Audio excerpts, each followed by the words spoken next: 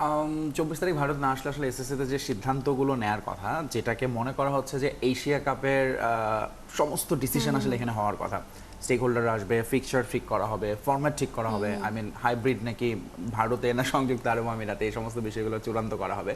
এর কোনোটাই আসলে হবে না, কারণ ভারতের ঘোষণাটা হচ্ছে এটাই যে তারা তো মিটিংয়ে আসবেই না যদি ঢাকার ভেন্যু চেঞ্জ না করে, এবং তারা এটার কোনো ডিসিশনও তারা মানবে না।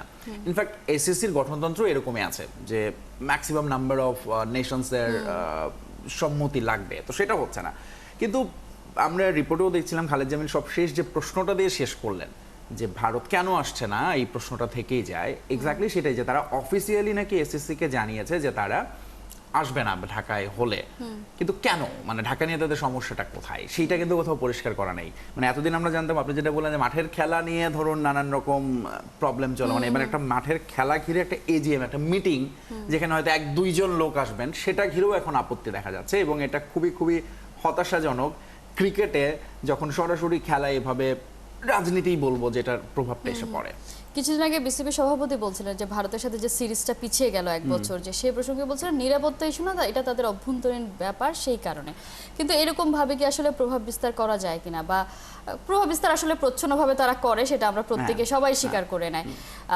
এইটাকে আসলে রোধ করার জন্য কোনো উপায় আছে কিনা? আমরা পলিটিক্সে দেখি ব্যালেন্স অফ পাওয়ার যেন আসলে মানে সাম্যাবস্থা রাখার জন্য কেউ যেন বেশি প্রভাবশালী না হয়ে যায়। ক্রিকেটে সেটা আসলে কিভাবে সম্ভব? খুবই মানে রাজনীতির মতো করেই সম্ভব, যখন থার্ড আরো পাওয়ারফুল কেউ এসে ইন্টারফেয়ার করে। ধরুন ভারত পাকিস্তান নিয়ে যে চলমান উত্তেজনা, সেটা কিন্তু যুক্তরাষ্ট্রের প্রেসিডেন্টের হস্তক্ষেপে এসে থামলো। এখন ধরুন এই যে এশিয়া কাপ নিয়ে যেটা ইস্যুটা তৈরি হয়েছে, এটাতে এখন এসিসির থেকে আসলে ওইভাবে সরাসরি কিছু করতে পারছে না, মানে ওই প্রভাবটা কাজে লাগছে না, কারণ এসএসসির যিনি প্রধান, পিসিবির যিনি প্রধান পাকিস্তানের স্বরাষ্ট্রমন্ত্রী নাকভি, এবং তাকে আসলে তার কথা খুব একটা ভারত পাত্তা দিতে চাইছে না। আবার পাকিস্তানও একইভাবে গো ধরে আছে না, আমরাও আসলে ভারতের কোনো দাবিই মানবো না। এই জায়গাটায় তাহলে আরেকটু সুপিরিয়র পাওয়ার হচ্ছে আইসিসি, তারা যদি ইন্টারফেয়ার করে, এবং এরকম কিছু খবরও আছে টুকটাক যে আইসিসি এটাকে ইন্টারফেয়ার করে থামাতে পারে।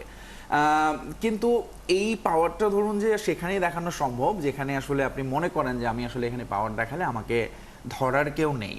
ধরুন সেম ঘটনা যদি আপনি ফিফার কোনো টুর্নামেন্টের ক্ষেত্রে এরকম হয় না, কিন্তু আইসিসি বা এসএসসির ক্ষেত্রে এটা হচ্ছে, কারণ ক্রিকেটে আসলে ঠিক ওই যে বিগ থ্রি যে শব্দটা হয়তো বহুদিন আগে থেকে আমরা এটা বলছি না, কিন্তু এখনো আসলে এটা চলমান, এবং Bharat is one of the most powerful power in cricket.